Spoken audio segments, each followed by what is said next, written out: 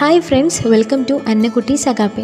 ഇന്ന് നമ്മൾ ചെയ്യാൻ പോകുന്ന റെസിപ്പി ഹോം മെയ്ഡ് ചിക്കൻ കറിയാണ്. അതിലേക്ക് ആവശ്യമായിട്ടുള്ള ചിക്കൻ, മഞ്ഞൾപ്പൊടി, എരിവിനനുസരിച്ചുള്ള മുളക് പൊടി, നേരത്തെ തന്നെ പൊടിച്ചു വെച്ചിരുന്ന ഗരം മസാല, ആവശ്യത്തിനുള്ള ഉപ്പ്,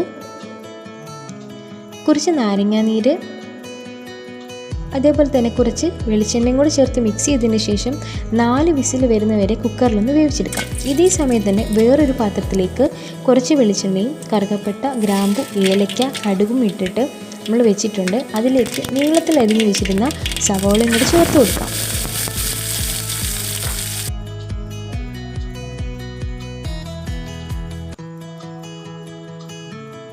ഇതൊന്ന് വഴണ്ട് വരാനായിട്ട് നമുക്ക് കുറച്ച് ഉപ്പും കൂടി ചേർത്തൊന്ന് ഇളക്കി കൊടുക്കാം കേട്ടോ. അതിലേക്ക് ഇഞ്ചി, വെളുത്തുള്ളി, കറിവേപ്പില, പച്ചമുളകും കൂടി ചേർത്തിട്ടുണ്ട്. അതൊന്ന് നല്ലപോലെ ഇളക്കി കൊടുക്കാം. ഇതൊന്ന് വഴണ്ട് വരുമ്പോഴത്തേക്കിന് നമുക്ക് കുറച്ച് മഞ്ഞൾപ്പൊടിയും എരിവിനനുസരിച്ചുള്ള മുളക് പൊടി, മല്ലിപ്പൊടി, ഗരം മസാലയും കൂടി ചേർത്ത് കുറച്ച് കുരുമുളകും കൂടി ചേർത്ത് നമുക്കൊന്ന് വഴറ്റിയെടുക്കാം. നേരത്തെ നമ്മൾ വേവിച്ച് വെച്ചിരുന്ന ചിക്കൻ ഈ സമയം ഒന്ന് ആഡ് ചെയ്ത് കൊടുക്കുന്നുണ്ട്. കുറച്ച് വെള്ളവും കൂടി ചേർക്കുന്നുണ്ട്. ഇത് നല്ലപോലെ ഒന്ന് വെന്ത് വരണം.